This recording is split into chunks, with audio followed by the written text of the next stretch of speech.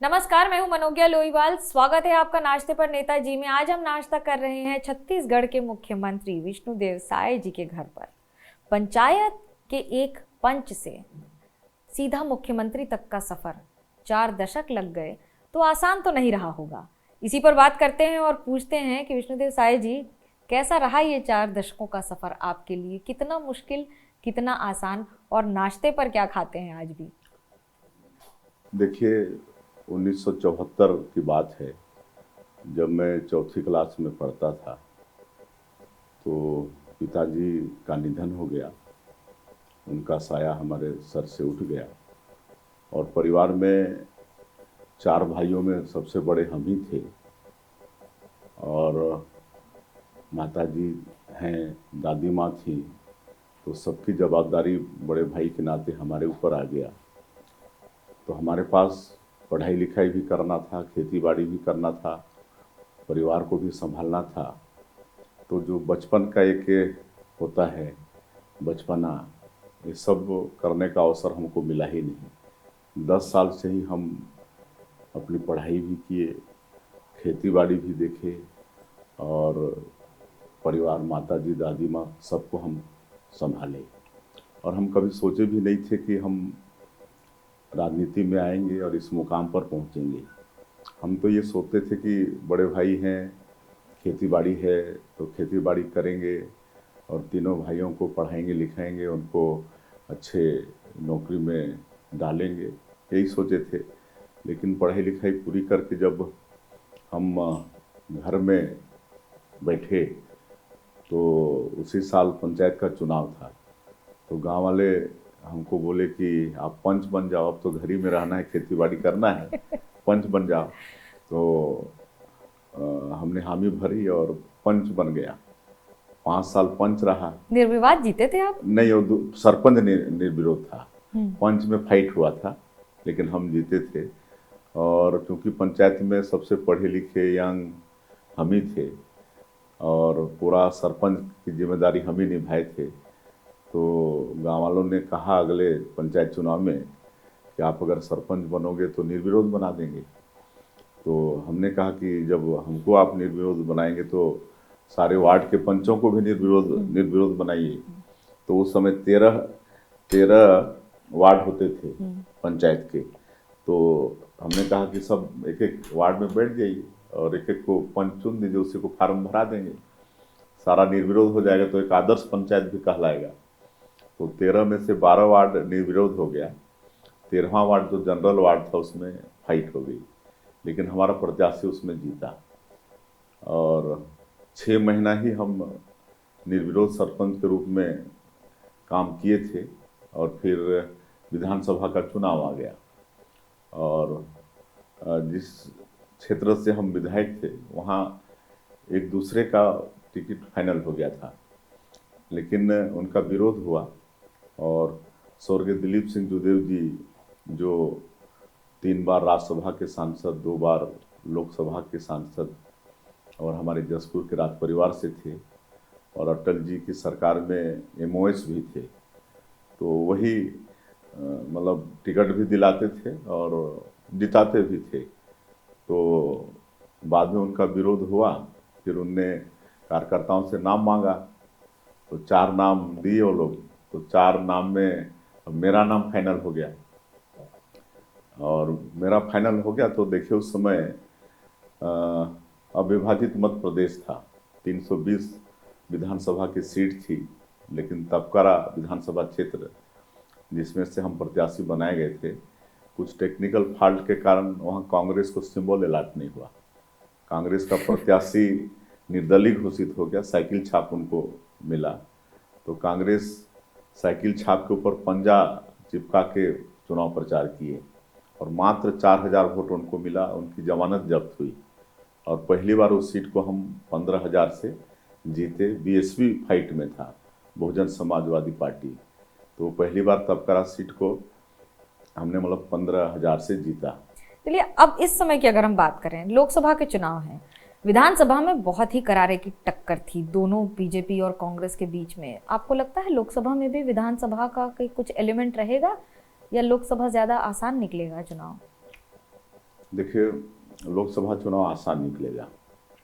इसलिए आसान निकलेगा क्योंकि यहाँ जो कांग्रेस पार्टी है, छत्तीसगढ़ की जनता का विश्वास खो चुकी है। 2018 के विधानसभा चुनाव में 36 वादों का इन लोगों का जन घोषणा पत्र था, जिसमें छत्तीसगढ़ की जनता से 36 वादे किए थे और पूरा पूरा इनको 5 साल सरकार चलाने का अवसर भी मिला।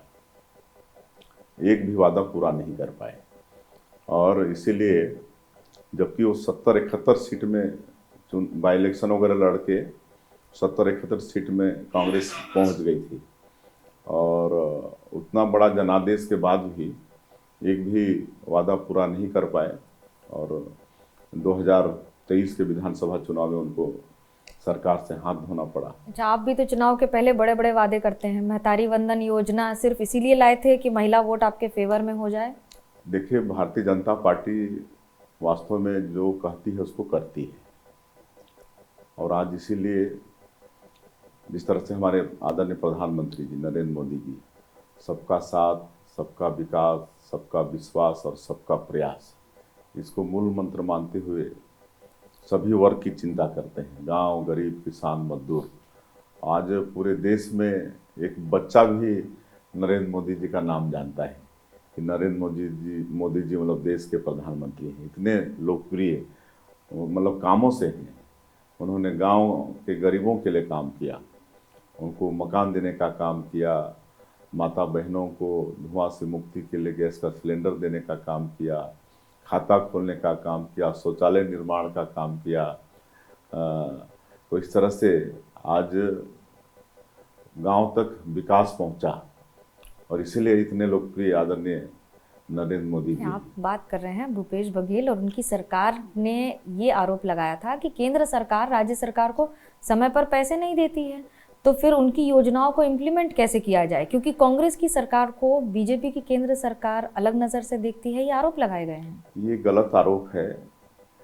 वो नहीं चाहते थे कि केंद्र की भारतीय जनता पार्टी की सरकार का कोई योजना चले और उसका श्रेय भाजपा को चला जाए। प्रधानमंत्री आवास में 60-40 का रेशियो रहता है। 60% राशि केंद्र का रहता है, 40% प्रदेश का। 3 बार हमारे जो पंचायत मंत्री थे पत्र लिखे, पैसा भेजे यहाँ 60%। और पहले नरेंद्र सिंह तोमर मंत्री थे, उन्होंने चिट्ठी लिखा छत्तीसगढ़ के गवर्नमेंट को। बाद में गिरिराज सिंह पंचायत मंत्री हुए, उन्होंने चिट्ठी लिखी, अधिकारियों ने चिट्ठी लिखी कि आप अपना राज्यांश जमा करो 40% और ये जो कोटा है छत्तीसगढ़ का प्रधानमंत्री आवास का, उसका उपयोग करो। लेकिन उन्होंने ध्यान ही नहीं दिया। जब आपको जीत का इतना भरोसा था तो फिर कई तरह के आरोप लगे, जैसे भूपेश बघेल पर खुद महादेव ऐप का बड़ा आरोप लगा। इस तरह के आरोपों के जरिए क्या बीजेपी जीत हासिल करने की कोशिश करती है या ये मुद्दे होते हैं जमीन पर?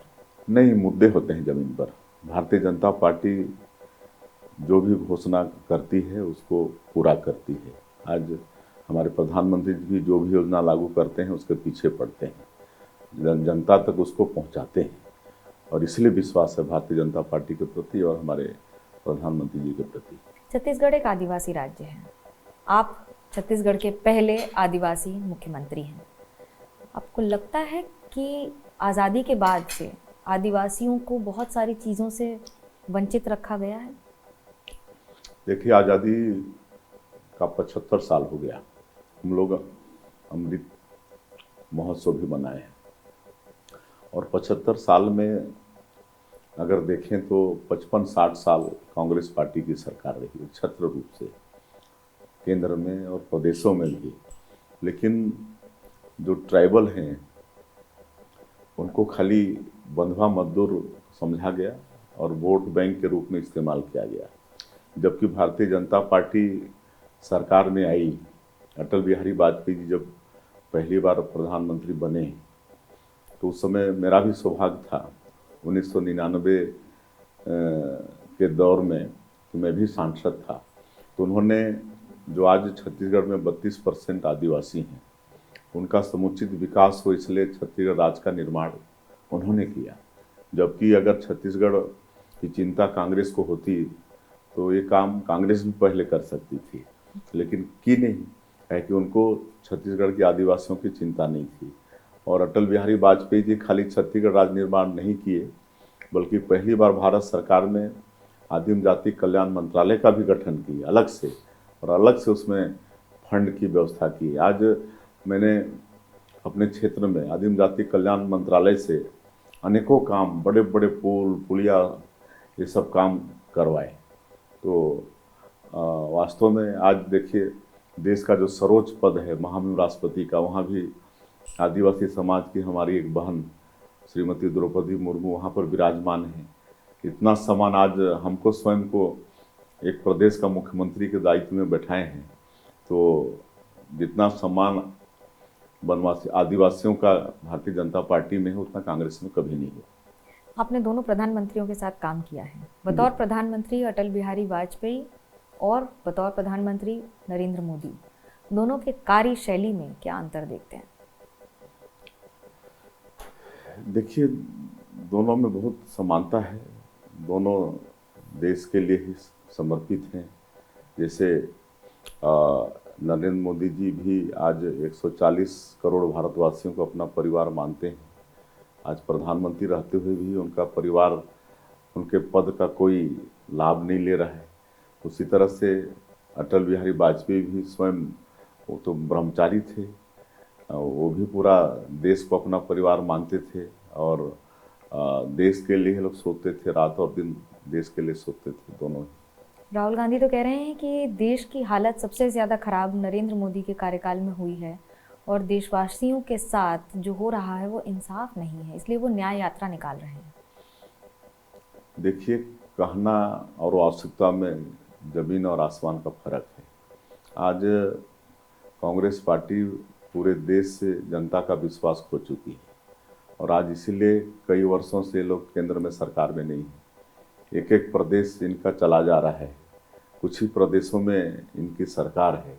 तो इसी बात का प्रमाण है कि आज जनता का विश्वास खो चुके हैं। और भारतीय जनता पार्टी, जिसके कभी मात्र 2 सांसद हुआ करते थे, उस समय कांग्रेस के लोग हंसते थे अटल बिहारी वाजपेयी जी पर। उस समय परिवार नियोजन में एक नारा था, हम दो हमारे दो। तो कांग्रेस के लोग अटल जी को देख के हंसते थे कि अटल जी हम दो हमारे दो।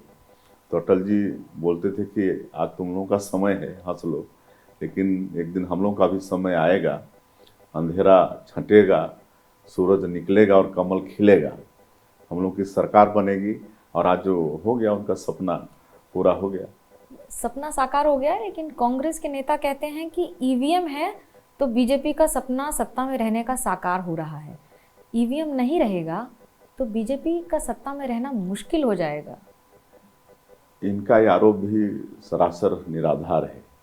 जब ये लोग चुनाव जीत जाते हैं तब तो ईवीएम पर कोई ये लोग ब्लेम नहीं लगाते हैं, जब हार जाते हैं कोई कारण होता नहीं इनके पास, तो ईवीएम पर पूरा ठिकरा लोग फोड़ते हैं।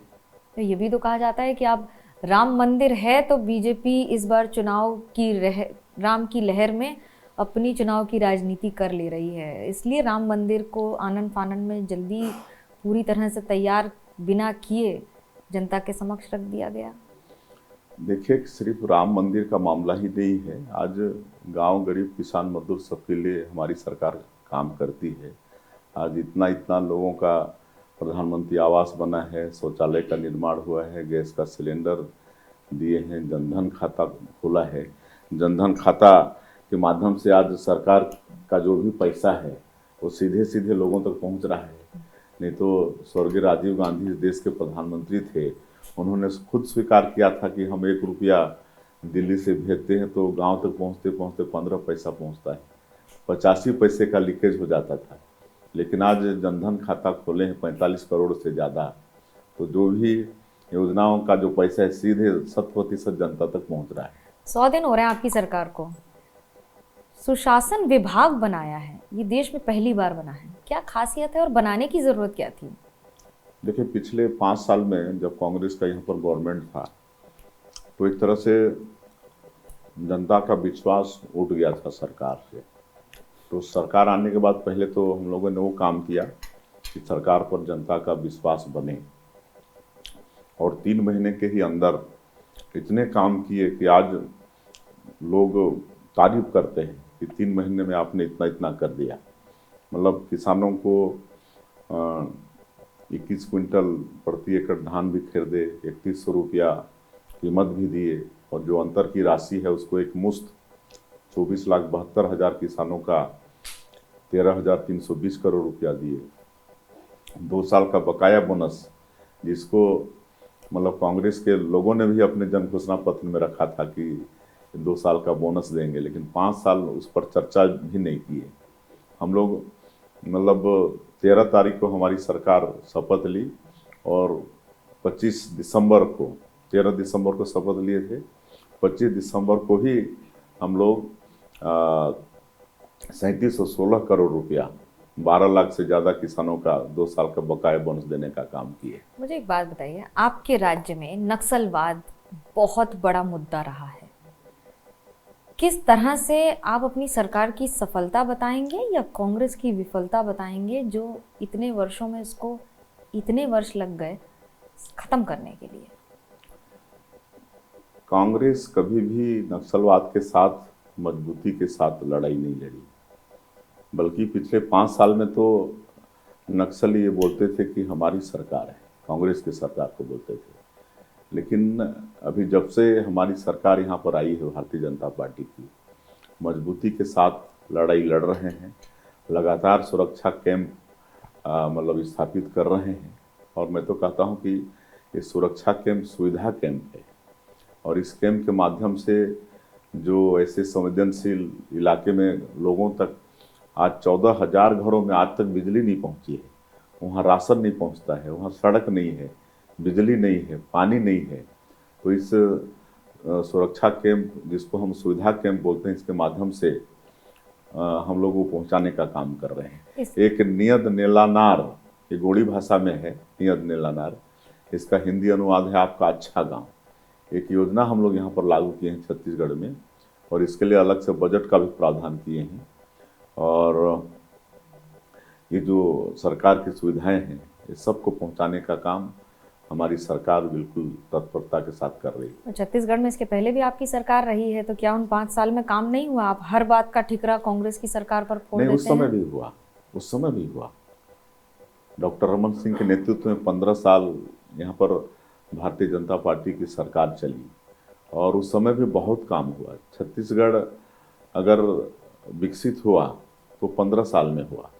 उस समय यहाँ पर विशेषकर गांव के लोग, ST SC के लोग, उनके बच्चे भूखे सोते थे, लोग मरते थे भूख से, खाने को कुछ रहता नहीं था। लेकिन हमारी जब सरकार बनी, डॉक्टर रमन सिंह मुख्यमंत्री बने, तो यहाँ पर सस्ता अनाज देने का काम शुरू किए। पहले 3 रुपया किलो में दिए, फिर उसको कम करके 2 रुपया किलो में दिए, फिर 1 रुपया किलो में दिए।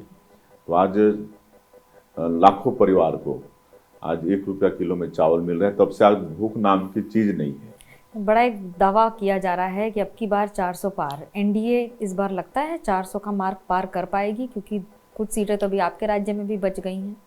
बिल्कुल, हमको तो लगता है इस बार 400 पार होगा ही, काहे कि छत्तीसगढ़ में भी हम लगातार चुनावी दौरा में हैं। कम से कम 35 से ज़्यादा कार्यक्रम हो चुके हैं, और करीब 20-22 विधानसभा हम जा चुके हैं। जिस तरह से जनता में उत्साह दिख रहा है, हमारे कार्यकर्ताओं में उत्साह दिख रहा है, और जिस तरह से कांग्रेस में भगदड़ है, कांग्रेस छोड़ के उनके लोग भाजपा में आ रहे हैं, ये सबसे लगता है। और जो हम लोगों ने काम किया है गांव, गरीब, किसान, मजदूर के लिए, इस सब को देखते हुए हम विश्वास के साथ कह सकते हैं कि इस बार पूरी 11 सीट भारतीय जनता पार्टी जीतेगी। कांग्रेस को डरा के ला रहे हैं क्या बीजेपी में? ED CBI ये सब का इस्तेमाल करके आरोप लगता है आपको? नहीं, कोई डरा के नहीं, वो लोग स्वेच्छा से आ रहे हैं। हाँ, स्वेच्छा से आ रहे हैं। स्वेच्छा से आ रहे हैं। इस बार की राजनीति में आप, क्योंकि कई वर्षों से हैं राजनीति में, प्रधानमंत्री से कई बार मुलाकात भी हुई होगी, कोई बात आपको जो हमेशा याद रहे उनके बारे में, या कुछ नया जो जानकारी मिली हो? देखिए, प्रधानमंत्री जी अभी कुछ ही दिन पहले एक चुनावी सभा को संबोधित किए बस्तर लोकसभा क्षेत्र में, और उनके जो पहला कार्यकाल था 14 से 19, उसमें राज्य के रूप में हमने काम भी किया। तो बहुत ही महान व्यक्ति वो हैं। एक समय 21 फरवरी हमारा जन्मदिन होता है, तो उसी दिन उनका यहाँ दौरा हो गया छत्तीसगढ़ में। और सबसे पहले सत साई ट्रस्ट का एक हॉस्पिटल है यहाँ बच्चों का, जहाँ हार्ट का इलाज होता है, उसका इनॉग्रेशन करना था उनको। और उस हॉस्पिटल में बच्चों का निःशुल्क इलाज होता है, विदेश से भी इलाज कराने बच्चे आते हैं। तो वहाँ पर कार्यक्रम में जब हम उनको स्वागत करने गए तो उन्होंने हमको जन्मदिन की बधाई दी। तो हम इतना खुश हुए, इतनी हमको खुशी हुई कि प्रधानमंत्री को मालूम है कि हमारा आज जन्मदिन है और वो हमको बधाई दे रहे हैं। तो ये बड़ी बात हो जाती है नेताओं के लिए। और उसके बाद क्या हुआ, एक बार हमारी बेटी की शादी थी, तो हम निमंत्रण देने गए थे। तो पूछे कहाँ शादी कर रहे हो, हम बोले गांव में कर रहे हैं। तो बोले गांव में तो संभव नहीं होगा, लेकिन ले आना कभी बेटी दामाद को हमसे मिलवाना। तो फिर शादी वादी संपन्न हो गई। तो एक देश के राष्ट्रपति आए हुए थे राष्ट्रपति भवन में। तो उस समय स्वाभाविक रूप से उनको तोपों की सलामी वगैरह दिया जाता है और कुछ मिनिस्टर भी उस स्वागत में रहते हैं। तो हमारा भी नंबर लगा था मंत्री के नाते। तो पहले हमारे देश के राष्ट्रपति, उनकी वाइफ, फिर वहाँ के राष्ट्रपति, उनकी वाइफ, फिर प्रधानमंत्री, ऐसे चल रहे थे। तो जब हमारे पास आए तो पूछे कैसे बेटी की शादी अच्छे से हो गया ना। मतलब देखिए कितने महान व्यक्ति हैं, उनको बेटी की शादी का मतलब याद रहा। वो पूछे कि शादी कैसे संपन्न हो। कि इस बार जनता भी याद रखेगी कि आपने जनता के लिए क्या काम किया है, क्योंकि चुनाव के मैदान में इस बार तो वोटर ही तय करेगा कि किसकी जीत होगी और किसकी हार। हमसे बात करने के लिए बहुत बहुत शुक्रिया। फिलहाल कैमरा पर्सन होरी और सूरज पांडे के साथ मुझे मनोज्ञा लोईवाल को दीजिए इजाजत। खबरों का सिलसिला एबीपी न्यूज़ पर जारी है।